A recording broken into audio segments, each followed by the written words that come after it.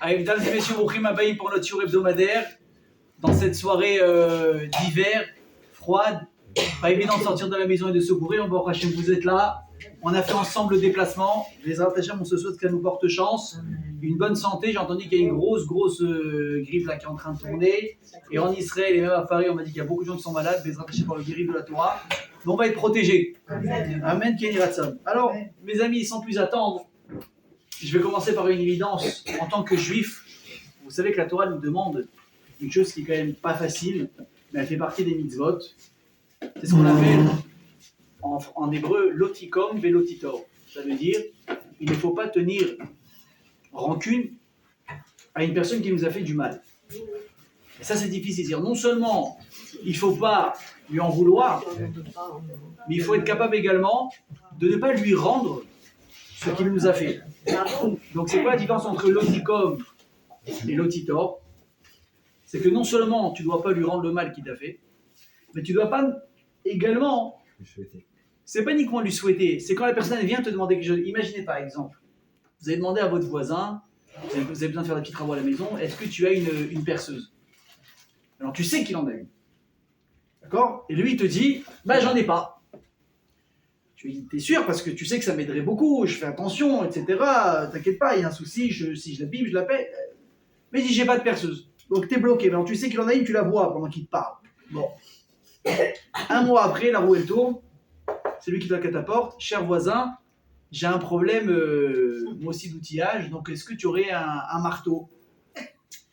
Donc maintenant ton marteau il est comme ça, tu vois. Il est bien, hein. Donc on te dit, tu peux pas toi lui dire, ben non je te donne pas.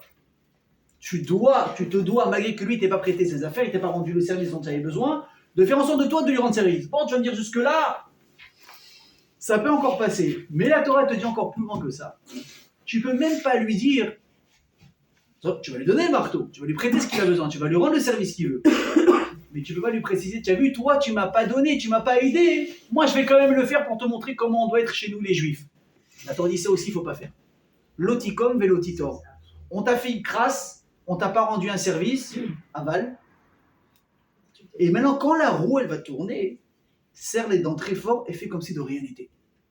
Tu as besoin de quelque chose, mais avec plaisir. Tu as besoin d'autre chose, je suis là. Sans rentrer dans les détails, sans lui montrer. Vous savez, je vais vous dire, dans la vie, il y aura toujours des moments où on va être le fort, et des fois, on va être le faible. Des fois, on va être nous en position de force, et des fois en position de faiblesse. Ça s'appelle la vie. Je vais vous dire, moi, au fur et à mesure du temps qui passe, je comprends que la vie, elle est faite de haut et de bas. Donc, quand tu es préparé à ça, tu as moins peur. Tu n'es pas tellement étonné, tu n'es pas tellement, on va dire... en révolution, quand les choses elles t'échappent, quand les choses elles vont pas comme tu voudrais, ou quand même certaines choses des fois s'effondrent carrément. Parce que si tu apprends que ça fait partie de la vie, tu dis ok, elle m'a la saute, c'est le jeu. Vous avez-vous déjà vu, vous êtes déjà allé à la mer, n'est-ce pas? Même si en général on a une mer assez calme, mais une personne qui rentre dans l'eau, est-ce qu'elle va être étonnée de sentir des vagues venir vers lui? Mais non, c'est ça, à la plage, c'est ça la mer. Si tu veux un truc calme, va à la piscine. Là, à ce moment-là, tu n'auras pas de soucis, tu n'auras pas de surprise. Mais quand tu vas à la plage, tu sais qu'il y a du sable, tu sais qu'il fait chaud, tu sais que tu peux marcher sur un caillou, tu sais qu'il peut y avoir des vagues, d'un coup, il va y avoir une grosse vague. Tu es préparé à ça. Donc, on rigole, tu vas au contraire rigoler de voir un enfant qui panique quand il voit une vague. Tu dis, mais c'est normal, chérie, on est à la plage. C'est normal. Tu expliques à ton enfant. Ben, la vie, c'est pareil. La vie, elle est faite de vagues. La vie, elle est faite de haut et de bas. La Torah, elle te dit, hier, tu étais en bas. Tu avais besoin de quelqu'un, il ne t'a pas tendu la main. Ou il t'a fait quelque chose de mal. La roue, elle va tourner. La vie est une roue qui tourne constamment. Ça peut se faire en semaine, ça peut se faire en année, ça peut se faire tous les 10-20 ans, mais ça tourne. On te dit, toi, quand tu seras en haut à un moment donné, n'essaye pas de jouer le rôle de celui qui, je vais te montrer ce que c'est maintenant et dans le besoin, je vais te montrer ce que c'est de dire non à quelqu'un. Non. La Torah te dit, serre les dents, avale, oublie, pardonne et passe à autre chose.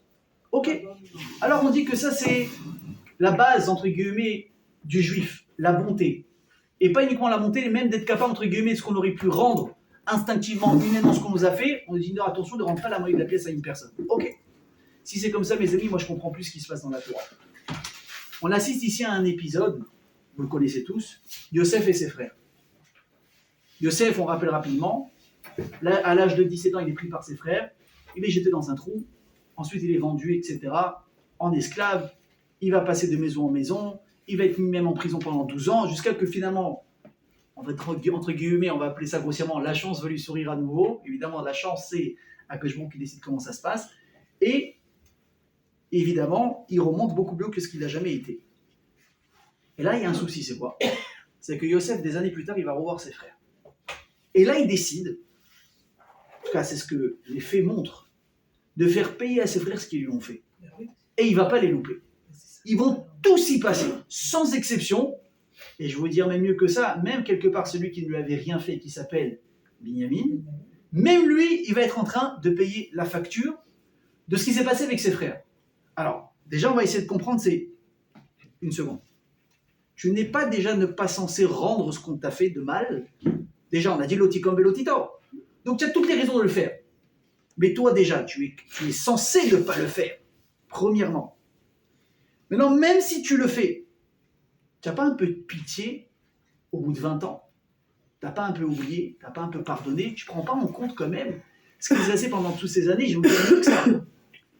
Yosef, il est vendu. Non, mais c'est très bien qu'il n'est pas mort. Ses frères vont faire croire à leur père qu'il a été mort. Qu'est-ce qu'il faut? Ils prennent sa tunique, ils mettent du sang, ils vont le voir, ils ont dit quoi? Ah bah, à Kernaat, Kotonet Binchaïlo, est-ce que tu reconnais que c'est l'habit de ton fils? Et Yaakov, qu'est-ce qu'il dit? Tarov Torah Yosef. Yaakov, il est persuadé que Yosef est mort. Alors, au fond de lui, le Midrash nous dit que, Rachid nous dit qu'il sentait qu'il n'était pas mort. Vous savez pourquoi? Je vais vous apprendre une règle. Akash-Baruch, vous savez pourquoi il a créé une des choses qui s'appelle dans le monde l'oubli. L'oubli. Alors, l'oubli, ça a des inconvénients. C'est qu'on apprend quelque chose et on l'oublie. On nous fixe un rendez-vous avec quelqu'un et on peut l'oublier, etc., etc. Des fois, il y a des échéances à payer. Bon, ça nous arrange aussi des fois d'oublier. En tout cas, la notion d'oubli existe. Pourquoi Hachem a créé ça? C'est bête. Si seulement on pouvait se rappeler de tout ce qu'on apprenait, si seulement on avait besoin de rien noter pour se rappeler des choses, moi je vous dis la vérité, si je ne note pas, j'ai une vraie passoire. J'ai des rendez-vous, je les appelle téléphoniques, je suis obligé de marquer son téléphone, sinon j'oublie. J'ai tellement de choses dans ma tête que j'oublie, j'ai pas la joie. Et pourquoi on ne pourrait pas se rappeler de tout exactement à la minute? Tac, tac, tac, tac, ce serait magnifique. Réponse, Hachem il nous a fait un cadeau à travers l'oubli. C'est quoi? C'est que c'est grâce à ça qu'on arrive à oublier les douleurs de la vie. Imagine une personne à Haman et Itzlan, même si c'est la vie, il enterre son père à 120 ans, il enterre sa mère. C'est une douleur qui est très difficile. Même si c'est la vie, comme on dit, il n'y a pas d'âge pour enterrer ses parents. Et qu'Akash-Baruch leur donne une bonne santé jusqu'à 120 ans pour ceux qui ont encore leurs parents. Il n'y a pas d'âge pour ça. C'est difficile. Alors, on les a enterrés. Et on est au chef Shiva, la semaine, le mois, et on pleure, on a mal, on a l'impression que jamais on va s'en remettre. Jamais, jamais, jamais.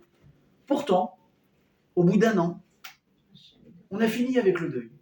Et 2 ans, on refait une askara, et 3 ans, on refait, 4 ans, on refait. Et là, on a pris de la distance, même si il nous manque. On y pense, il nous manque, on en parle. Peut-être même avec, des fois, une larme au coin de l'œil, mais ça va beaucoup mieux. On a repris une vie, on a accepté ce qui s'est passé. Pourquoi? On les aime plus. Qu'est-ce qui s'est passé? On a oublié la douleur. On s'est habitué à quelque chose. On a oublié ici l'épreuve quelque part. Et ça sert à ça. Maintenant, je vous apprends un chidouche. C'est qu'on ne peut oublier une personne qu'on a enterrée uniquement si elle est vraiment décédée. Parce que Hachem, il fait en sorte que le cœur oublie quelqu'un, un défunt. Mais une personne qui n'est pas décédée, tu ne peux pas l'oublier. Parce que tu n'es pas rentré ici dans le cadre que Hachem il a mis en place pour justement, on va dire ici, penser cette blessure d'une personne qui nous quitte. Elle ne t'a pas quitté, tu n'as pas de raison de l'oublier. Et c'est ce qui passait avec Yaakov et Yosef. Les frères ont mis un stratagème en place pour faire croire à Yaakov que Yosef avait été tué. Yaakov, il voit les faits. Il ne sait pas ce qui s'est passé. Il voit un habit, il voit du sang, il ne comprend pas. Je l'ai envoyé, vous ne l'avez jamais vu. Il dit bon, il a dû mourir. Il a dû se faire attaquer par une bête sauvage. Donc Yaakov, il en pleure. Il enterre rien du tout. Il va enterrer une tunique. Il n'a rien à enterrer. Ses enfants se lèvent pour le consoler. Et pourtant, le Midrash, il dit que Yaakov, pendant 20 ans, il n'a jamais réussi à se consoler sur Yosef. Mais sachez que c'est pas bien de réagir comme ça. Sachez qu'une personne qui doit porter un deuil, il doit le porter le deuil. Vadaï qu'il faut. Chez nous aussi, ça arrive. Ça... Non, vous allez voir ce que je veux dire. Quand on doit porter un deuil, il faut porter le deuil. Des fois, il y a des gens qui nient la réalité. Ah, tout va bien, pas du tout. De la même manière qu'une personne elle a besoin de joie dans sa vie pour aller bien, des fois, quand on est dans une période de difficulté, surtout de deuil, les pleurs et les larmes que la personne va verser au bon moment, c'est ça qui va l'aider à se réparer, c'est ce qui dit le Rambam. Les pleurs au moment où il faut, c'est ça justement qui est réparateur. Donc il faut savoir s'arrêter et pleurer le moment. Par contre, une fois qu'on a passé ça, on a l'obligation également de se relever. Il ne faut pas rester dans la tristesse et le regret et le deuil toute sa vie. C'est pas ça la vie. La vie, c'est une roue qui est faite d'épreuves, qui est faite, comme on a dit, de moments qui sont naturels. Les gens nous quittent, ce qu'on appelle Galgal Achaim, la roue de la vie, et on avance. Donc Yaakov, pourquoi toi tu restes endeuillé pendant 20 ans? Il y a marqué que Yaakov, il n'a pas accepté les consolations de ses enfants pendant plus de 20 ans. C'est pas beau ce que tu fais. La vie, c'est la Torah, c'est pas ça. La Torah, elle te dit pleure, Eklifkot, Vetlisrok. Il y a un moment pour pleurer, un moment pour rire. Il faut avancer, la vie, elle ne s'arrête pas. Pourquoi Yaakov, il n'a pas réussi à aller de l'avant? Le Midrash, c'est exactement pour ça. Parce qu'il n'y avait personne à pleurer. Parce qu'il n'y avait personne à se consoler, vu que personne n'était mort. C'était un stratagème, Yosef, il n'a jamais été mort. C'est pour ça que Yaakov, au fond de lui, sentait qu'il y avait un problème. Je n'arrive pas à oublier mon fils, je n'arrive pas à me consoler. Pourquoi? Parce que réellement, il n'est pas mort. Donc inconsciemment, il savait. Maintenant, Yosef, lui, c'est pas inconsciemment qu'il le sait pas. Il le sait, il est vivant. Maintenant, il est au courant de ce que ses frères, peut-être, ils ont fait croire à son père parce qu'ils l'ont vendu. Il sait très bien que son père, il n'est pas au courant. Pourquoi tout de suite, dès que tu arrives en Mitzraïm, tu ne vas pas à une cabine téléphonique ou un télégramme ou un messager, n'importe quoi? Va faire savoir à ton père qu'il est vivant. Alors on va dire, bon, écoute, sur le moment, il n'a pas pu. Il était perdu, 17 ans, il ne sait pas où il en est, il est esclave. Quel droit ils avaient les esclaves à l'époque? Bon, je veux bien. Les premiers temps. Mais après, tu arrives chez Potiphar. Tu prends quand même un petit peu de carrure. Bon, il n'a pas eu le temps, il était occupé. En plus, il a l'histoire avec la femme de Potiphar. Il est même rentré en prison. D'accord. Maintenant, le temps a passé, tu sors de prison, tu deviens vice-roi, Ribono Sheolam. Tu t'apprêtes maintenant à tenir le monde dans la paume de ta main. Tu ne peux pas envoyer un petit WhatsApp à ton père, tu n'as pas encore eu de téléphone depuis. Tu ne peux pas trouver un messager que tu envoies en Eretz Israël avec l'adresse exacte où ton père il habite pour lui dire « Papa, je suis encore vivant, t'en fais pas, et viens !» Non, Yosef, il ne fait pas ça. Non seulement il ne fait pas savoir à son père qu'il est vivant, non seulement il ne pardonne pas à ses frères, mais en plus de ça, il va faire souffrir ses frères. Et attention, il va faire souffrir son père. C'est quoi l'histoire?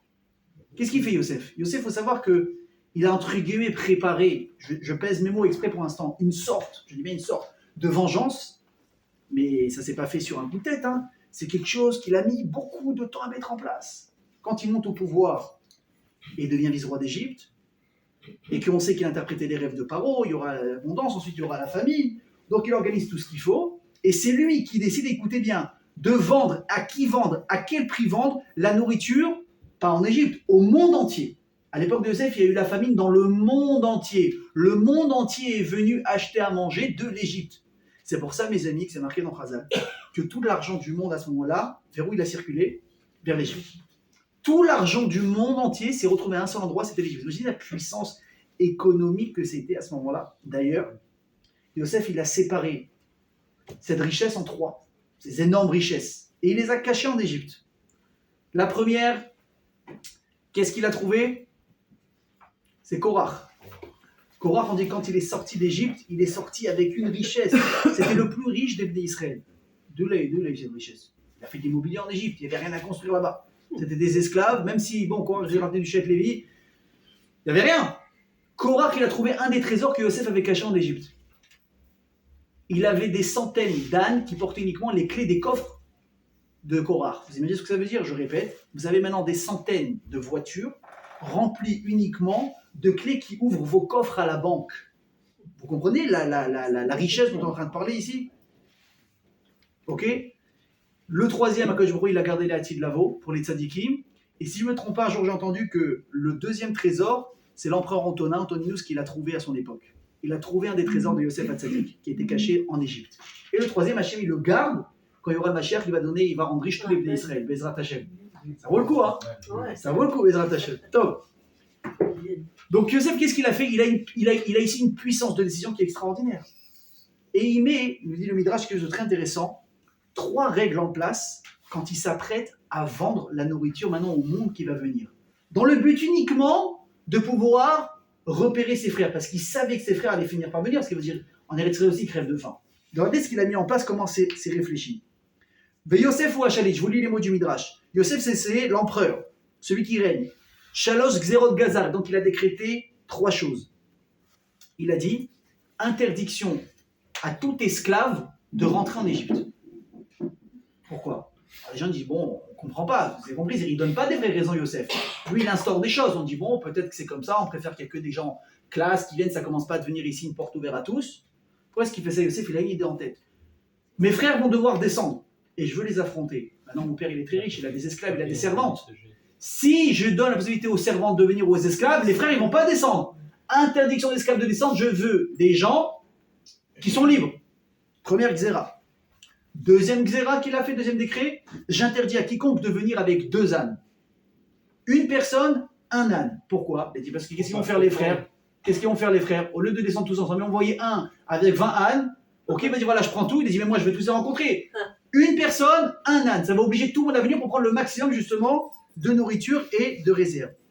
Et troisième chose, et ça c'est peut-être la plus maligne qu'il a fait, il a exigé que chaque personne qui rentre, pour se faire enregistrer sur le registre d'entrée, il doit écrire son nom, le nom de son père et le nom de son grand-père.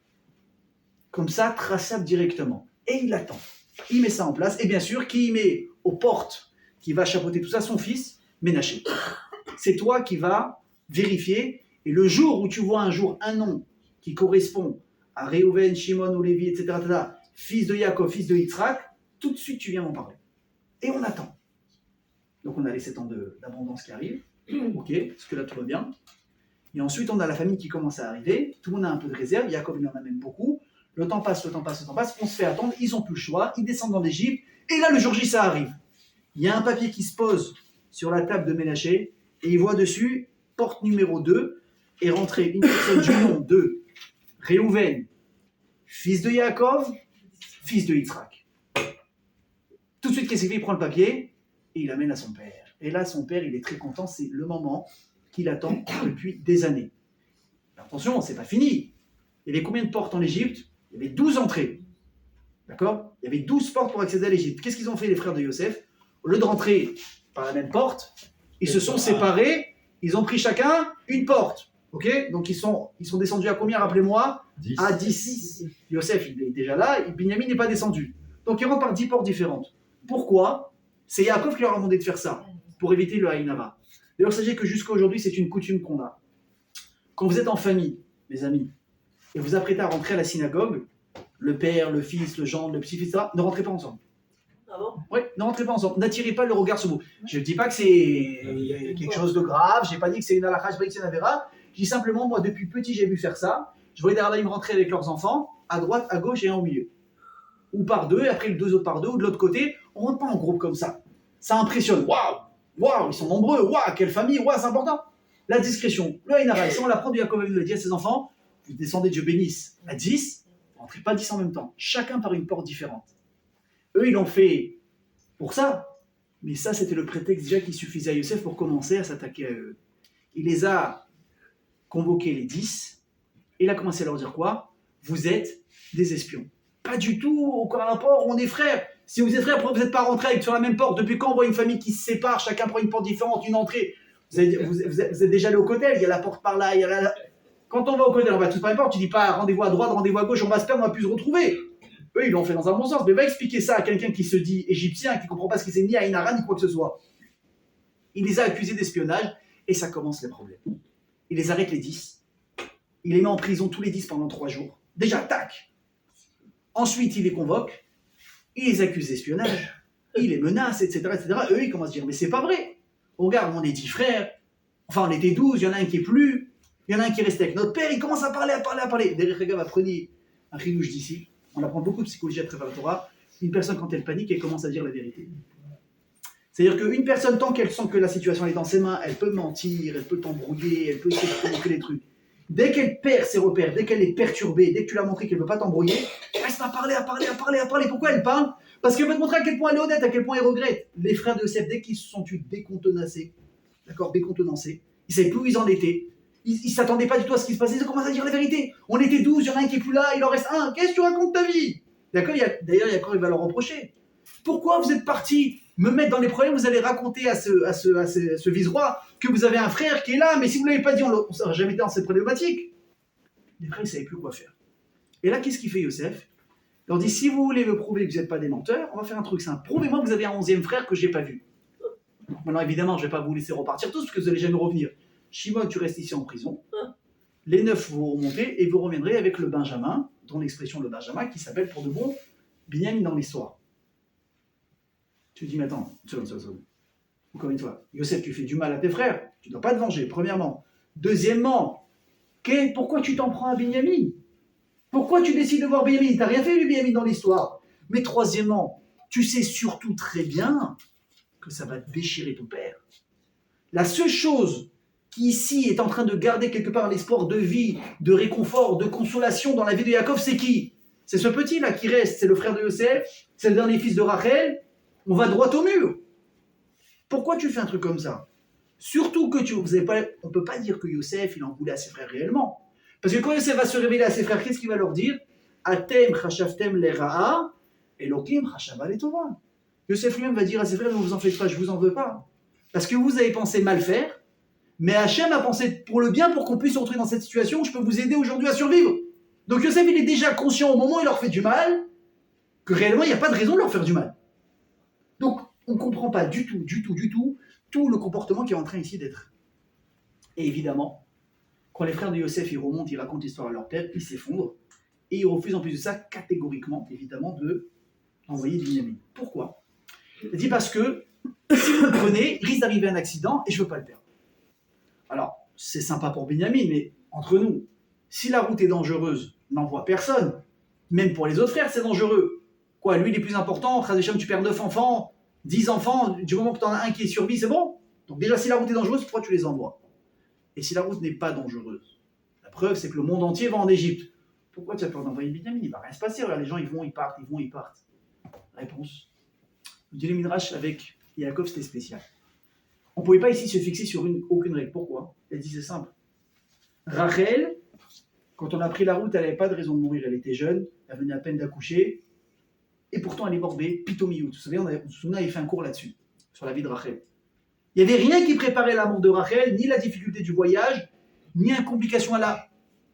On ne sait pas ce qui s'est passé, elle est morte. Yosef, il a dit, je l'ai simplement envoyé me donner des nouvelles de ses frères. C'est un truc qu'on faisait dans la journée, ça, on allait, on revenait. C'est comme si tu envoies un gosse à la Macro et t'achetais du lait. Les gens, ils avaient l'habitude de ça. Il n'y avait pas de raison que ça se complique ni dans l'un, ni dans l'autre. Donc Yaakov, il dit, ça veut dire que dès que, dans ce noyau familial de Rachel et de ses enfants, dès que quelqu'un prend la route, il y a quelque chose qui s'abat. Le mazal, il change. Pourquoi? Je ne sais pas, mais c'est ce que j'ai remarqué, c'est ce que j'ai compris. Donc même si je peux envoyer les autres frères parce qu'eux, Bémet, ils risquent rien, Binyamin, lui, je ne peux pas l'envoyer à cause de ça. Ok, admettons. Donc Yosef, il est conscient de la douleur et le dilemme dans lequel il va mettre son père avec cette demande d'envoyer Binyamin.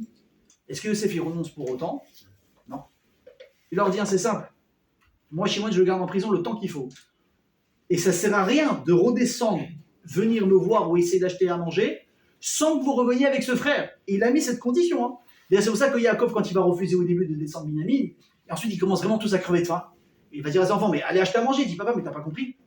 La condition sine qua non, c'est quoi? C'est que Binyamin vienne avec nous. Et si je n'accepte pas, on va tous mourir. Donc Yaakov, il n'a plus le choix. Finalement, il va lâcher Binyamin ici. Et Binyamin va descendre. On va dire, bon, ça aurait pu s'arrêter là. Il voit Binyamin, il voit qu'il est le 11e frère, allez, je vous donne à manger, rentrez. Sauf que Yosef, il ne s'arrête pas là. Et là, il monte encore à une vitesse. Il dit, c'est bien, vous êtes là, les 11, super, très bien, ok. Qu'est-ce qu'il fait?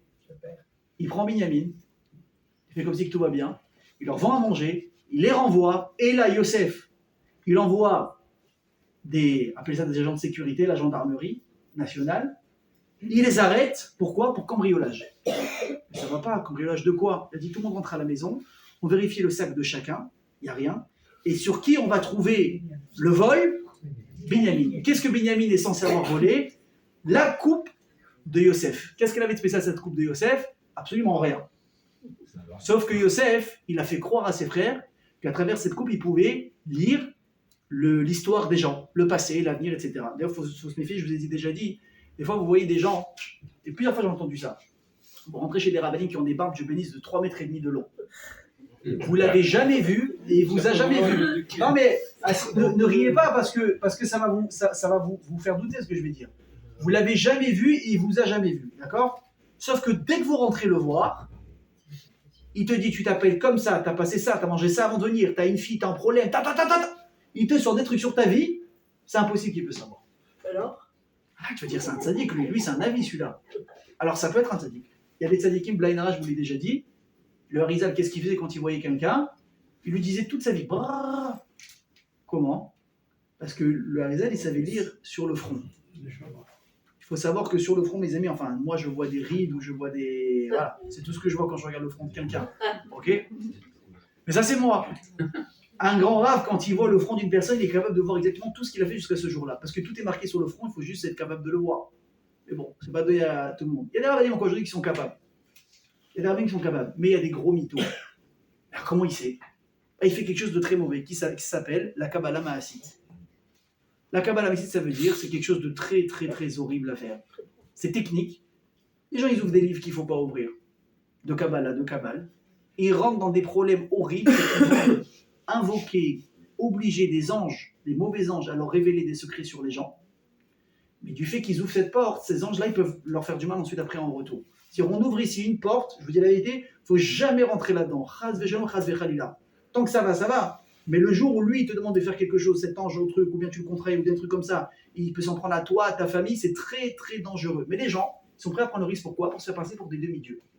C'est pas possible. Mais comment il sait? C'est pas un tzaddik. Il a fait de la Kabbalah massive, ça veut dire c'est de la Kabbalah technique. N'importe qui ici, si vous ouvrez les bons livres et vous suivez ce qu'il y a à faire, vous pouvez le faire. Et quand la personne elle rentre, il y a une personne, il y a une espèce de voix dans la voix de ce rabbin, là, de ce gourou, qui lui dit tout sur la personne qui est en face de lui. C'est incroyable. Et tu as l'impression que c'est un tzaddik, c'est un escroc qui fait de la Kabbalah technique. Et c'est très dangereux pour lui de faire ce genre de choses. Ok? Comment on sait ça? Il y a des gens, vous voyez, à 45 ans, ils font tchouva. Des gens, j'ai vu un jour tout un truc là-dessus, c'est incroyable. Dans le monde israélien surtout. Des gens qui étaient complètement chréliens jusqu'à 40, 45 ans, ils travaillaient dans le bitoire, le chauffeur de bus, mais rien à voir. Le type, il fait teshuva 3 ans après, il a une barbe comme ça, il a un chapeau, il fait Kabbalah, il reçoit les gens, il fait des brachot, il est capable de dévoiler des secrets sur des gens. Il faut se méfier de ces gens-là. Une personne qui fait teshuva en 2-3 ans, le type, il commence à faire des brachot, je vous dis tout de suite, on s'arrête. Pourquoi? C'est simple. Moi, on m'a toujours répété au collège, dans la vie, il n'y a pas de raccourci. Dans la vie, il n'y a pas de raccourci. Regardez, la semaine dernière, je suis parti faire réparer une roue de trottinette. Ok? Super. C'était un peu technique à le faire. Le type, d'habitude, il le fait en 10 minutes. Il a mis une demi-heure. Je suis devenu fou. À la fin, il m'a dit, il n'y a pas de raccourci. Je sais pas pourquoi tu dis ça. Il me dit, j'ai voulu faire vite.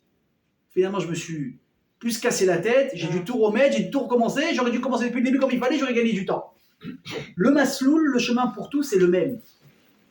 Tu vas à la tefila le matin, tu fais des brachot, tu étudies la Torah, tu te comportes comme un ben Adam, tu travailles tes traits caractères, tu fais la tzedaka, tu apprends à fermer ta bouche, tu apprends à travailler ton couple, tout, tac, tac, tac, tout. Tu veux devenir kadosh, tu fais un niveau au-dessus. Au lieu d'étudier maintenant qu'une heure par jour, tu fais 2 heures, 3 heures, 4 heures, 5 heures, 6 heures. Mais il faut que tu peux pas jouer. C'est où tu rentres dans le truc jusqu'au bout, ou tu seras juste une partie du truc. Mais tu peux pas te prétendre maintenant un grand tzaddik si tu ne fais pas ce qu'un tzaddik il fait. Qu'est-ce qu'il fait un tzaddik? Toute la journée il étudie. Sa tête, sa vie, c'est les bouquins de Torah. Sa vie, c'est Torah. Le type n'est pas arrivé à 45 ans en 2 ans, dire ça, je connais tout, je fais des brachot. Non, baba. Avant de faire des brachot, vous connaissez tous Baba Salé? Oui ou non? Vous connaissez Baba Salé? Baba Salé, je vais vous dire, quand on a commencé à parler de lui en Israël, il y avait quelqu'un qui était très sceptique, qui ne lui a pas fait confiance tout de suite. Il s'appelait Rav Mordechai Eliyahu, un des grands rabbinim d'Israël dans lequel j'ai eu le mérite d'étudier dans son collège à Yerushalayim. Rav Mordechai Eliyahu, mamash, sadique, Talmid Chacham, et vous le voyez, je vous dis, on dirait qu'on voit un malach, Bémet un malach. Lui, quand il a entendu parler de Baba Salé, en plus lui c'est un Irakien, Mordechai Eliyahu, ils sont très, c'est un peu les Ashkénazes des Sfaradim, les Irakiens, très carrés, très sceptiques, très terre à terre, etc. Il a dit, c'est quoi ce faiseur de miracles là? Il a dit, bah, tu imagines, il y a un Marocain, il fait des miracles. Il a dit, bon, encore un truand, encore un truc. Il n'a pas parlé, mais il s'est méfié. Mordechai Eliyahu, il ne parlait pas. Mordechai Eliyahu, sa force, même quand on le critiquait, il ne répondait pas. Incroyable. Et un jour, il a rencontré ce Baba Salé. Il a commencé, qu'est-ce qu'ils font des rabbinim quand ils font ça, s'ils vont faire un escroc? Pas, ils parlent Torah avec lui. Mishnah, Gemara. Non, il ne va pas sortir la Gemara que tout le monde connaît. Il va dans Zvachim, il va dans Menachot, il va dans Kochim. Il tape là où ça fait mal. Il voit que le type il répond. Ok, il commence à te parler un peu d'Alacha, truc, tac. Il voit qu'il répond. Kabbalah, il répond aussi. Bon, là, il dit ok, il y a un monsieur là. C'est pas juste un faiseur de miracles. Et ils ont commencé à échanger une certaine confiance entre eux. Et un jour, c'est une histoire que c'est son fils, le Rav Yosef Eliyahu Shlita, qui nous a raconté au collège. Il a dit qu'un jour, ils sont devenus très proches les deux. Mamash, ils étaient, à la fin de vie, ils étaient très très amis, Rav Mordechai et le Baba Salé. Et il a dit qu'un jour, ils ont eu une discussion, un vikouar, sur comment comprendre un psak, une halakha du Ben Ishraï. On sait que Rav Mordechai et le Baba Salé, tout leur halachot, c'était selon le Ben Ishraï. Les rabbinim de Bagdad, c'est très charisme. Il y a beaucoup de rombrot là-bas, c'est très difficile à tenir, mais on va dire la génération d'avant, elle avait plus de facilité avec ça. Et ils n'étaient pas d'accord. Et Rav Mordechai a tenu tête, il a prouvé à Baba Salé qu'il avait tort, et Baba Salé, il a dit, c'est quoi, tu as raison. C'est toi qui as raison sur l'explication, et en cadeau, il lui a donné Baba Salé son propre livre qu'il avait du Ben Ishraï avec les halachot. Il a dit, tiens, je te donne cadeau, c'est mon livre à moi, cadeau. Merci beaucoup, ils se quittent tous les deux. Et là, Rav Mordechai, il ouvre le livre comme ça. Donc, c'était le livre de Baba Salé, mais il y avait quoi? Il y avait un tampon, il est marqué dessus. Rabbi Israël Abou Hatzera, c'est le nom de Baba Salé. Av Bedin Rissani. Av Bedin, la tête du Bedin de la ville de Rissani au Maroc. Et le Rav, il a dit, vous avez compris c'est quoi le message de l'histoire? Il n'y a pas de raccourci. Tu ne peux pas devenir Baba Tzadik quand tu t'es pas tapé la tête sur la Torah du matin au soir. Baba Salé, avant de devenir Baba, s'il s'appelait Israël Abou Hatzera, c'était le fils et le petit-fils de grands tzadikim. Le frère de tzadikim. Extraordinaire. Mais il n'avait encore rien fait. Mais il a choisi de suivre la voie de ses pères. Il a étudié nuit et jour, il a fait des choses au Baba Salé de fou furieux. À 20 ans, 18 ans, ils étaient déjà des dayanim. Nous, quand on est dayan à 40, 50 ans, on est content. À 18 ans, c'était des dayanim. Qu'est-ce qu'ils ont fait après? Ils sont plongés dans la Torah, dans la Kabbalah. C'est devenu des géants. Il n'y a pas de raccourci. Si un jour tu vas avoir espéré peut-être donner des brachot et qu'on t'embrasse la main, si c'est, je vous dis la vérité, si c'est ça le but de quelqu'un dans sa vie, moi il me fait de la peine ce type-là.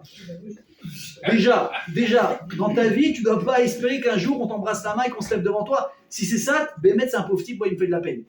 Ça se fait par lui-même, J'ai entendu un jour du gendre du Rav Citruc, le Rav Gay, celui qui est à Neuilly, fait un magnifique travail là-bas. Et lui, il a dit que très souvent, il accompagnait le Rav Citruc dans des événements, etc. Alors imaginez quand un Rav du calibre de Rav Citruc, il rentre quelque part. Qu'est-ce qu'on nous a toujours appris quand un Rav il rentre quelque part? On se lève par respect, très bien. Il a dit qu'à chaque fois qu'il voyait Rav Citruc rentrer quelque part, les gens se levaient, il marmonnait quelque chose dans sa barbe. Bon, une fois, 2 fois, 10 fois, 20 fois, bah, il ne s'est pas demandé, c'est un peu gênant. Tu peux dire que quelqu'un t'a dit quoi? Bah, si je marmonne, il ne faut pas que tu entendes. Sauf qu'à force d'être proche, bon, un jour, il lui dit à son père, bon, excusez-moi, je vous pose la question, vous dites quoi à chaque fois? Bon, c'est bon, là, ça fait 10 ans que je vous accompagne, 10 ans que vous marmonnez quoi? Elle dit, ben c'est ça, je me marmonne à Hachem qui m'aide à ne pas prendre la grosse tête devant le caveau qu'on me fait. Quoi? J'implore Hachem d'espérer de jamais prendre la grosse tête quand je vois un cavote pareil qu'on me donne. Parce que ça monte très vite à la tête, le cavote. Ah oui. Au contraire, après les gens ils s'habituent, lui il s'est pas levé, lui il va pas embrasser la main. Qu'est-ce que c'est cette bêtise-là? Mais il faut pas juger parce que le cavote, quand ça prend quelqu'un, on ne sait pas où ce que ça peut taper. Donc je répète, si c'est ça le but de la vie d'une personne, qu'on lui embrasse la main, qu'on se lève devant lui, t'es un pauvre type. Et pour la majorité des cas, t'arriveras pas. Quelqu'un qui cherche le cavote, qu'est-ce qui a marqué? Celui qui cherche le cavote, il le fuit. Par contre, celui qui fuit le cavote le poursuit. Donc c'est comme ça que ça marche. Très bien. Maintenant, tu as fait ce qu'il fallait. Tu as étudié toute ta vie et qu'un jour tu arrives à ça, bon, bah c'est bien alors. Tu as eu quelque chose de grand. Mais comme je dis, il n'y a pas de raccourci, c'est pas possible. Ok? Pour en arriver à vous dire tout ça, j'essaie de me rappeler. Ouais. Donc maintenant, Yosef, lui, il est conscient que quoi? Qu'en demandant à son père de demander Binyamin, il va le détruire. Maintenant, il le fait quand même. Ensuite, qu'est-ce qu'il fait? Il prend Binyamin et il l'accuse de vol. Ah oui, je me rappelle maintenant. Pourquoi? Parce qu'il faisait croire qu'à travers son verre, il disait quoi? Il lisait l'avenir, il lisait le passé, etc. Tout ça, on arrivait à ça. Très bien. Mais Yosef, il lisait rien du tout dans son verre. Comment il savait toute la vérité sur ses frères? Pas parce que c'était ses frères. Tout simplement. Il savait qui était l'aîné, qui était le deuxième, qui était le troisième, qui était le quatrième. Toi, t'as une femme qui s'appelle comme ça, t'as des enfants comme ça, t'as eu des problèmes avec lui quand t'avais tel âge. Mais comment il sait tout ça? Parce que j'étais là-bas. Sauf que eux, il y a marqué quoi? Lui les a reconnus, mais lui ne l'ont jamais reconnu. Pourquoi? Rachid dit simplement. Il y a une chose qui a changé dans Yosef qui n'a jamais changé, c'est ses frères. Ses frères, c'était des adultes quand il les a quittés. Ils avaient déjà tous de la barbe. Par exemple, Yosef, quand il est parti, quel âge il avait? 17 ans. C'était un gamin. Ils l'ont revu quand il avait 30 piges. Ils l'ont pas reconnu quand même, parce que la barbe, mes amis, change le visage d'une personne. Et un jour, ça m'est arrivé. Moi, j'avais des rabbinim à l'Yeshiva Ktana. On avait entre 14 et 17 ans. Pareil, on était très jeunes. Et j'ai revu des rabbinim 8 ans, 9 ans après. Donc, on va pas en s'en entendant à la poussée, je vous ai déjà dit. Méfiez-vous des barbes, on fait rien pour rien, ça pousse tout seul. C'est comme ça, c'est la nature. Et je vais voir mon Rav, et très heureusement, je dis, Rav, comment ça va? Et je ne vous dis pas la froideur du retour que j'ai reçu. Bonjour. Je lui dis, comment ça, bonjour, c'est tout? Il me dit, mais qu'est-ce qu'il veut chez moi celui-là? Je ne le connais pas, il me saute dans les bras. Je lui dis, ah, c'est le Natal. Oh, alors là, j'ai eu droit au câlin, un truc. Il m'a dit, oui, je t'ai pas reconnu. Il me dit, tu sais pourquoi? Je lui dis, non. Il me dit, Youssef Hatzik, pourquoi il n'a pas été reconnu? Quand ça va, c'est la même chose. Donc lui, il sait exactement qui c'est. Il leur fait croire qu'il a un verre magique. Et qu'est-ce qu'il a décidé de faire? De faire porter le chapeau du braquage, du vol. Ouais. À qui? À Binyamin. Qu'est-ce qui t'a fait, Binyamin, Ribono Shel Olam? Qu'est-ce qui t'a fait? Maintenant, c'est quoi la condamnation d'un type qui doit normalement, qui vole? Il doit être resté esclave à vie. Rien que ça. Donc non seulement il a pris son frère qui lui a rien fait, il a arraché de son père il va être détruit, et en plus ça il lui dit c'est quoi maintenant les amis, c'est terminé, il va rester ici toute sa vie, et là évidemment c'est la fin des haricots, et on ne comprend pas du tout qu'est-ce qui se passe. Pourquoi Youssef, c'est quoi ta stratégie, et pourquoi tu fais tellement de mal et à tes frères et à ton père? Et comme on l'a dit en plus de ça, Youssef il sait très bien que c'est pas vrai, parce que dès qu'il va se dévoiler à ses frères, il change de costume, il fait venir tout le monde. Il prend sur lui, sur ses épaules, la parnassa de toute la famille. À combien ils sont descendus en Égypte? 70. Alors vous imaginez déjà, nous, Jobis, quand on fait les fêtes, on est une quinzaine à table. On est un peu à l'étroit. Jobis, on a fait des frais dans les magasins, on est à 15. La brioute. Vous imaginez quand on est 70. Et après, la maison, elle continue à grandir, les familles. Youssef, il prend tout sur lui. Pourquoi Youssef, il a fait ça? Alors, je vais raconter une histoire pour vous montrer à quel point Youssef, dans sa méchanceté extérieure, c'est un type qui reste jusqu'à aujourd'hui pour nous un exemple. Le Zohar nous raconte une très belle histoire. Avec un rabbin qui s'appelait Rabbi Abba, qui était un des élèves de Rabbi Shimon Bar Yochai. Le Zohar nous raconte qu'un jour, il est en train de marcher et il voit un type fatigué qui est en train de dormir, écoutez bien, sur une branche d'arbre. Il est fatigué ici, endormi. Et il voit un serpent s'approcher du type pour le piquer, il va le tuer. Maintenant, le type il dort, il n'est pas conscient. Au moment où le serpent il veut le piquer, il y a une espèce d'animal, on ne sait pas d'où il sort. Clac! Il bouffe le serpent et il s'en va. Le type, il se réveille, il est au courant de rien. Il reprend son petit baluchon, il prend ses affaires, il descend de l'arbre, il s'en va. Au moment où il s'en va, 5 minutes après, la branche sur laquelle il était se craque et elle tombe dans le vide. Deuxième fois, il a été sauvé, il n'est même pas conscient. Ah bien, il voit ça. C'est pas possible, il court, il va le rattraper. Il dit, je t'en supplie, t'es un tzaddik. Une bracha. Il dit, non, vous vous trompez, je suis pas un tzaddik. Il dira, t'es pas conscient, il y a eu ça, tu viens d'être sauvé 2 fois, t'as forcément un assez extraordinaire, il y a une mitzvah que tu fais. Ah, dit oui, une mitzvah je fais. C'est laquelle? Il dit, il n'y a pas, écoutez bien, il n'y a pas un soir où je me permets de dormir sans que j'ai pardonné à tout celui qui m'a fait du mal, ce qu'il m'a fait dans la journée. Je lui pardonne avant de dormir, tous les soirs. Et pas que, mais non seulement j'essaie de pardonner, et en plus, là, si j'ai l'occasion, j'essaie de lui rendre du bien à la place du mal qu'il m'a fait. Qu'est-ce qu'il a dit Rabbi Abba? Il a dit, toi, c'est plus grand que Youssef. Pourquoi? Parce que Youssef, il a pardonné. Mais à qui il a pardonné? À ses frères. C'est dur, attention, je dis pas, même dans la famille, des fois, il y a des crasses. Pendant 20 ans, tu ne peux plus le parler, après, c'est terminé. Donc, même quand tu trouves les forces de pardonner, c'est quelque chose de grand. Il dit, mais ça reste des frères. Il y a ici, je ne sais pas, quelque chose qui fait dans ton cœur que c'est mon frère, c'est ma fille, c'est ma soeur, il y a quelque chose. Mais là, on parle d'étrangers. On parle de personnes qui te font du mal. Tu es capable. Vous savez ce que c'est de pardonner une personne qui a fait du mal que tu ne connais pas ou... Mais c'est pas juste il t'a mal parlé, tu dis bon, c'est pas grave, pardon. Non, le mec, il t'a fait du mal, il t'a arnaqué, il t'a escroqué, il t'a humilié. Tu dors pas, il y a des gens pendant une semaine, rien que de ça, ils dorment pas. Le type, le jour même, il a pris une bonne douche, il est parti à ça, il a fait Arvit, il rentre, il fait Shema Israël, Areni, Mochel, Besoleach, les Cholmi, Shechris, Veknoti, Shechata, Kenegdi. Ben de Goufi, Ben de Roukri, Ben de Mamoni, je pardonne à celui qui m'a fait du mal. Mais il le fait vraiment, il s'endort comme un bébé. Tu dis bon, ok, mais de là, aller lui faire du bien, eh ben il le faisait. Rababa Yezid est plus grand que Yosef. Ça veut dire, attention, qu'est-ce qui m'intéresse dans cette histoire? C'est Yosef, ça reste ici un repère de bonté.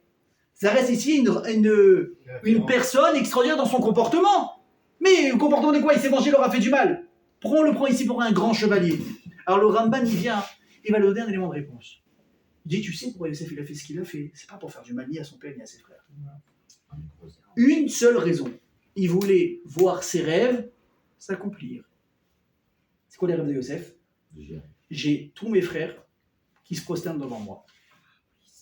Ben oui, c'était le rêve quand il avait 17 ans. Quand il avait 17 ans. Je vois mes frères se prosterner devant moi et je dois me mettre absolument tous les moyens en œuvre pour les rêves, il faut qu'ils s'accomplissent absolument. Donc qu'est-ce qu'il fait? Il fait tout ce stratagème. Il va faire des décrets à l'entrée. Personne, pas d'esclaves, pas plusieurs ânes par personne, etc. Ton nom, ton prénom, ton nom, ton père, ta grand-mère, ce que tu veux, juste pour obliger ses frères à se prosterner devant lui. D'accord. Sauf que, quand il descend, il en manque un des frères. Donc qu'est-ce qu'il fait? Il va dire à Benjamin, tu dois descendre. Sinon, le rêve, il n'est pas complet. Ok. Benjamin descend. C'est pour ça qu'il a besoin de Benjamin. Parce qu'il veut voir le premier rêve s'accomplir. Et bien ensuite, il y a un deuxième rêve qui doit s'accomplir. C'est lequel? Même son père, il doit se prosterner devant lui. Donc, écoutez bien ce que je vous dis. Dans le plan original de Yosef, c'est quoi? Je fais venir mes frères. Ensuite, mon père. Tout le monde se prosterne. Et ensuite, je me dévoile. Sauf que, il y a eu un problème entre-temps.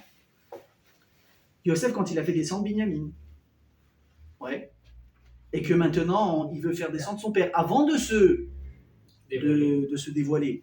Donc, il est obligé maintenant de trouver une solution pour retenir Benjamin. Donc, il va l'accuser de vol. D'accord? Maintenant, il a un problème. Il dit, si je fais repartir Benjamin avec ses frères, tout en gardant Shimon, ou même un autre frère, pour faire descendre Yaakov, j'ai peur. J'ai peur de quoi?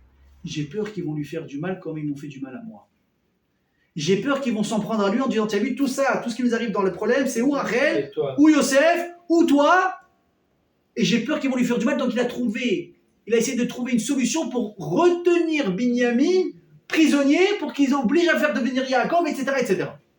Ça, c'est le pshat du Ramban. Déjà, tu comprends qu'en fait, il veut protéger, il a juste de bonnes intentions. Sauf qu'il y a un truc qui dérange dans le Ramban, c'est quoi? C'est que Yosef, quand la cabane que tu veux faire accomplir tes rêves, mais qui t'a demandé d'être à la place du bon Dieu? Si Hachem, il décide que les rêves, ils vont se réaliser, tu montes et tu descends, ça va se réaliser. Et si de l'autre côté, Hachem, il veut pas que ça se réalise, tu montes et tu descends, ça va pas se réaliser. On t'a demandé à Tachat Elohim Ata. Est-ce que tu as la place du bon Dieu? Laisse les choses se faire. Ça doit se faire. Mais pourquoi toi tu prends ici quelque part le rôle du méchant, le rôle de celui qui va faire souffrir pour voir des rêves s'accomplir? Au pire, on va passer à autre chose dans les rêves, c'est pas grave, ça va pas nous tuer. C'est vrai qu'on arrive à un autre pirouge de Chazal et là, accrochez-vous bien parce que ça va secouer. Chazal, ils disent une chose.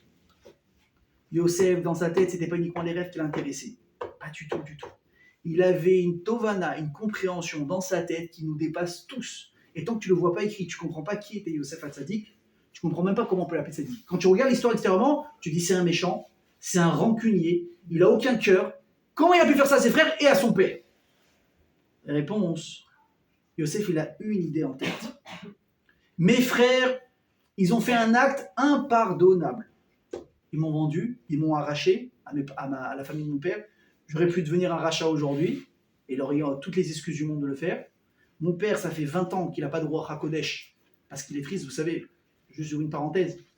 Mes amis, quand vous êtes triste, vous n'avez pas de connexion avec Hachem. Pourquoi?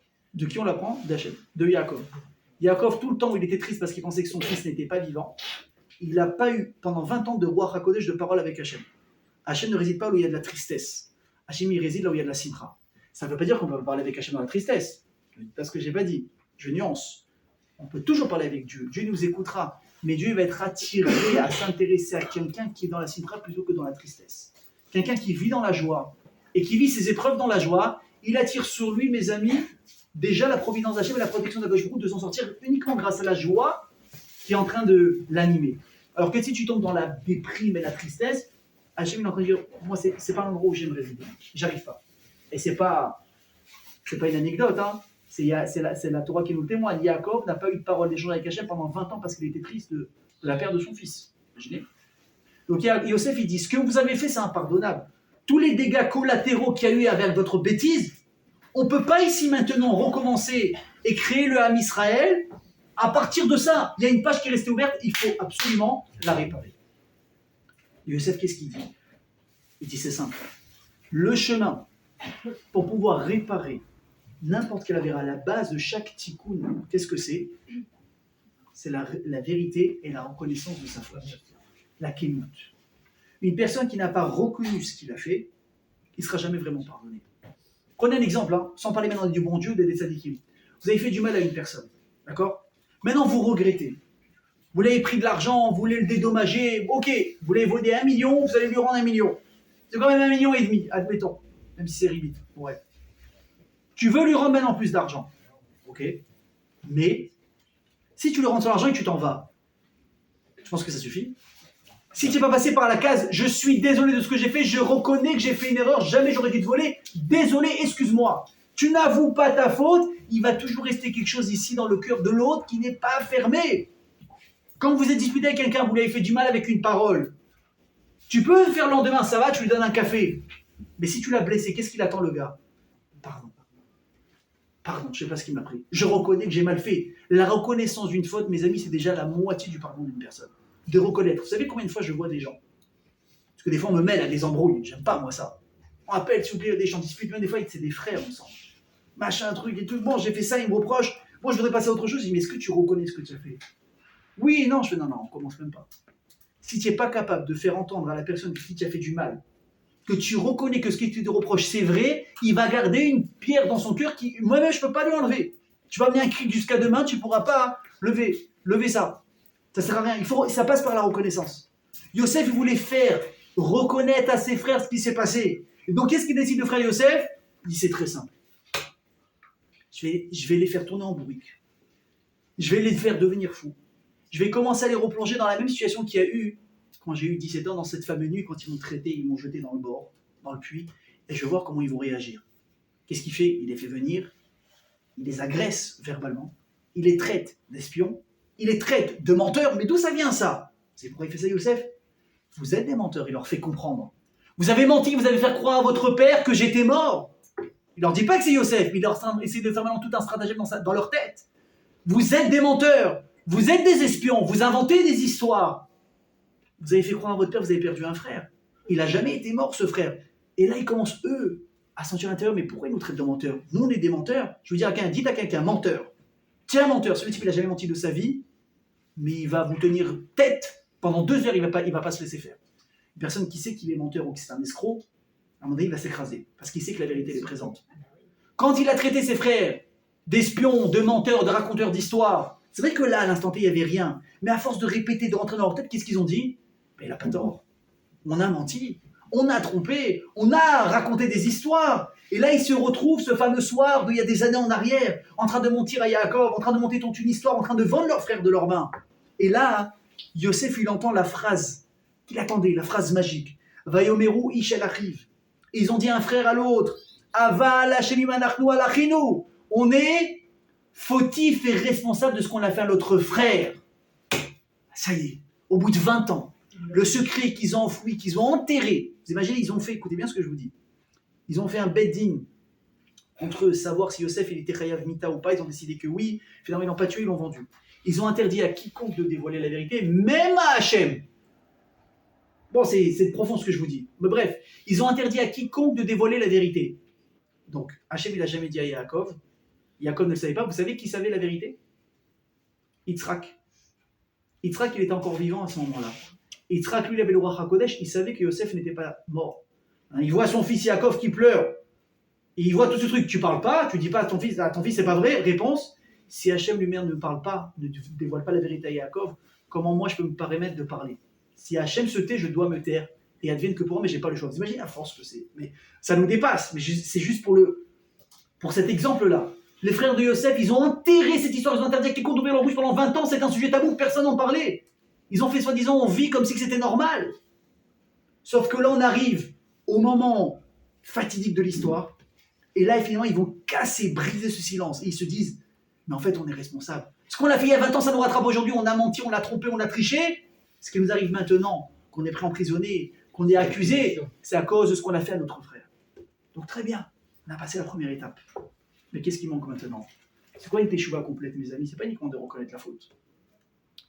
Il dit le Rambam, c'est de se retrouver dans la même situation, avec la même tentation. Et cette fois-ci, de tenir bon et de ne pas tomber. Là, ici, tu es mashlim, tu complètes ta teshuva. Et c'est ce qu'il a fait Yosef. Yosef, qu'est-ce qu'il fait? Il oblige Binyamin à descendre en gardant Shimon en prison. Ensuite, il sort Shimon. Très bien. Il va faire accuser Binyamin de quoi? De vol.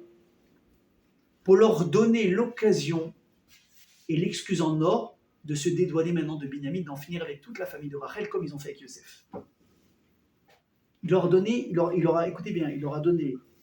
une solution sur un plateau en or. Ils auraient pu dire à Binyamin, toi comme ta mère, vous êtes des voleurs. Rachel, on sait qu'elle avait volé les idoles de Lavan. C'est dans vos gènes. Toi, tu es un voleur, comme ta mère, c'est un voleur, ton frère, c'était une balance. On va se débarrasser de toi. Il leur a donné toutes les solutions, toutes les excuses pour se débarrasser de Binyamin et recommencer ce qu'ils ont fait la première fois. Sauf que là, ça s'est pas passé comme ça. Vaïga, Sheila, Viuda, dit la paracha de la semaine. Yehuda, il s'est approché avec le mont torsé, il lui a dit quoi? Il a dit quoi, ses frères? On ne va pas retomber dans la même erreur d'il y a 20 ans. Pas cette fois-ci, c'est terminé. Personne ici ne quitte personne. C'est où on revient tous ensemble, ou tout le monde reste ici. Et après, Yehuda, on sait qu'il s'est porté garant sur Binyamin. Il a dit, écoute-moi, si tu veux prendre un esclave, rends Binyamin, et moi je me donne. Pourquoi? Parce que moi aussi j'ai ici une capara ici à faire. J'ai pas été présent pour mon frère. J'aurais dû ici tenir tête par rapport aux autres frères et ne jamais vendre mon frère, ne jamais accepter toute cette histoire. J'ai pas été capable de tenir bon, de sauver mon frère. Là maintenant j'ai l'occasion de le faire, évidemment que je vais le faire. Et au moment où il a fait ça, tous les frères également ils se sont unis. Ils ont dit à Yosef, c'est simple. C'est soit tu libères Binyamin, ou qu'est-ce qu'il leur dit Yehuda? On est combien? 10. Il dit chacun prend une porte, moi je prends 3. Seul à moi je prends 3 portes. On se divise les 12 portes d'Égypte. On détruit l'Égypte ici et maintenant. À 10 personnes, à 11 personnes, pardon, ils avaient la force de détruire l'Égypte entière. Vous imaginez ce que ça veut dire? Vous imaginez la force qu'ils avaient? Le courage dont il fallait? Et quand Yosef il a vu que les frères, finalement, ils n'ont pas répété l'erreur. Ils ont fait ici une sorte, je dis bien une sorte, parce qu'on sait qu'après il y aura les Asara ou Gemalchut, les 10 martyrs, il va falloir encore nettoyer cette faute. Mais eux, en tout cas, ils ont fait ce qui leur incombait eux-mêmes, de réparer de leur vivant la faute qu'ils avaient fait à travers Yosef. Non seulement ils ont reconnu leur erreur, mais à ce moment-là, ils l'ont à nouveau pas répété. Et au moment où les frères ils ont dit ça, qu'est-ce qu'il a dit Yosef? Ani Yosef. Maintenant c'est fini. Maintenant tout ce que j'ai fait, c'était pour arriver à ce moment-là. C'était ni pour les faire souffrir, ni pour se venger, ni pour leur faire du mal, ni pour faire souffrir son père. Il a dit j'ai un plan, j'ai les vrais à accomplir, c'est une chose. Mais surtout je dois faire en sorte qu'eux ils se débarrassent de cette faute qui nous colle à la peau. On ne peut pas construire le Ham Israël comme ça. Il faut qu'ils prennent conscience. Et la seule manière de procéder, c'était laquelle? C'était celle-là. Les faire retomber dans l'enfer d'il y a 20 ans. Dans la même situation, avec les mêmes excuses, mais cette fois-ci être capable justement de montrer qu'on a changé. On a compris. Pas encore. Pas cette fois-ci. Advienne que pourra, on ne retombera pas. Alors mes amis, le message de secours, il est très fort. Et il y en a deux, à mon sens. Le premier, c'est la vie, des fois, elle nous met dans des situations très difficiles. D'incompréhension, d'épreuve, de souffrance. Et on voit pourquoi. Un des messages de cette paracha, il est que des fois, si on cherche bien, on est responsable quelque part de ce qui nous arrive. Peut-être qu'aujourd'hui, on nous fait du mal, on nous parle mal. Est-ce que toi, peut-être la veille, c'est pas toi qui l'as fait? Peut-être il y a l'année dernière, peut-être il y a 10 ans, peut-être il y a 20 ans. Vous imaginez quand même que l'histoire de Yosef, elle passe 20 ans, 22 ans presque. Vous imaginez ce que ça veut dire? 20 ans, il a fallu attendre pour que la boucle soit bouclée, pour qu'une personne fasse des choses, pour qu'elle comprenne son erreur. Des fois, on vit, on se perçoit qu'on est des gens les meilleurs, on a travaillé nos caractères, on est bien, on est bien, on est bien. Mais est-ce que tu as fait des choses sur ce que tu as fait sur le passé? Est-ce que tu es parti demander pardon sur les gens à qui tu as fait mal? Vous savez que des fois, ça peut nous suivre une vie entière. Combien d'histoires j'ai entendues avec Raphaël Kanevski qui dit qu'on ne comprenait pas pourquoi il y avait une classe entière, écoutez bien ce que je vous dis, une classe entière de jeunes filles qui étaient en âge de se marier, pas une n'arrivait à trouver chaussure à son pied. Personne ne trouvait un chidour qui voulait se marier avec elle. Tout avait l'air bien sur le papier, le garçon c'est une bonne famille, tac tac, elle leur plaît, ils vont en date, une fois, deux fois, le mec sans raison, il dit non, je veux pas continuer. Tu dis bon, une fille sur 20 ça va, mais 20 filles dans la même classe, c'est pas possible. Les pères ils ont commencé à prendre leur tête comme ça, ils disent c'est pas possible, c'est pas possible, qu'est-ce qui se passe? Ils sont réunis, il faut qu'on trouve la solution. Qui sont partis voir? Raphaël Kanevski. Ils lui ont expliqué le cas, qu'est-ce qu'elle a appris ici tout de suite? Les jeunes filles, toute la classe. Elles ont vexé une fille il y a quelques années en arrière, elles n'ont jamais demandé pardon. Tant que cette fille ne sera pas mochel, personne ne pourra se remarier. Personne ne pourra se marier, pardon. Quelle fille? Ils ont réfléchi, les filles ensemble. Il y avait une fille, oui, il y a des années en arrière dans la classe, on lui a fait la misère. On s'est moqué d'elle, on ne l'a jamais entourée. Ils sont partis la voir. Ils sont partis toquer à la porte. Elle aussi, elle n'est pas mariée. Hein. Écoute, voilà, on est venu te demander pardon pour ce qui s'est passé. Vous savez ce qu'elle leur a dit, la fille? Jamais de la vie, je vous pardonnerai. Le mal que vous m'avez fait pendant des années, vous m'avez humilié, vous m'avez rabaissé, vous m'avez tué. Jamais je vous pardonnerai ce qui s'est passé. Ah non, elles sont foutues. Le Rabbi a dit, s'il n'y a pas de Mechila de sa part, Tu peux faire toutes les ciboulottes du monde, ça ne marchera pas. C'est impossible. Qu'est-ce qu'ils ont fait? Qu'est-ce qu'on va faire? On se dit, ok, il y a une seule manière de faire. Les parents, ils se sont mis dans l'histoire, parce que tout le monde est au courant de ce qui s'est passé. On va tout faire pour nous trouver un chidour à cette fille-là.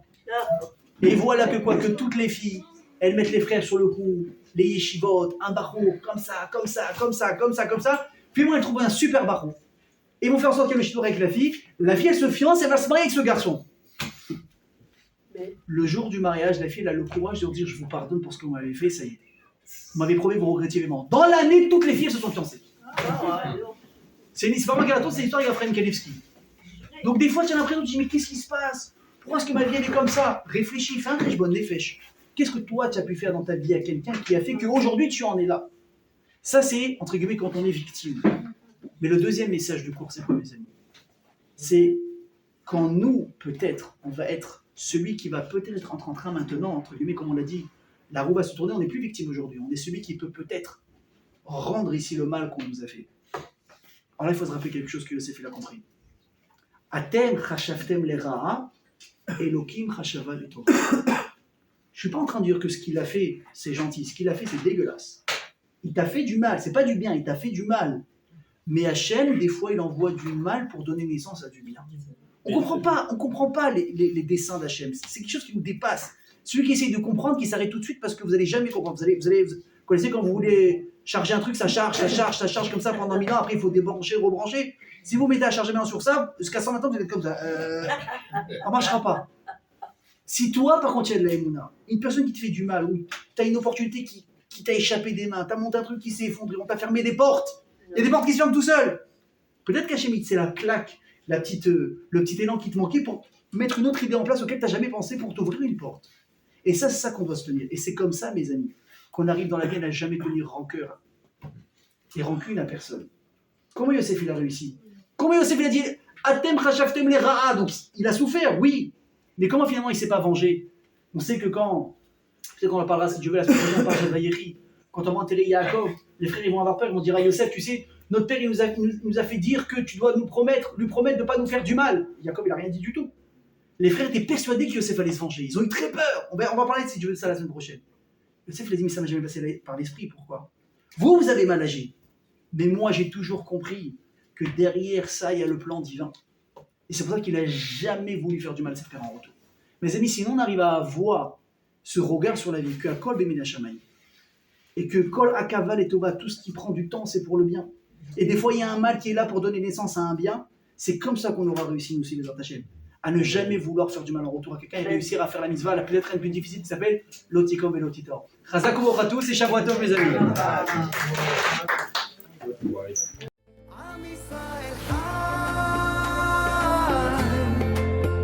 אם לא נשכח תמיד להיות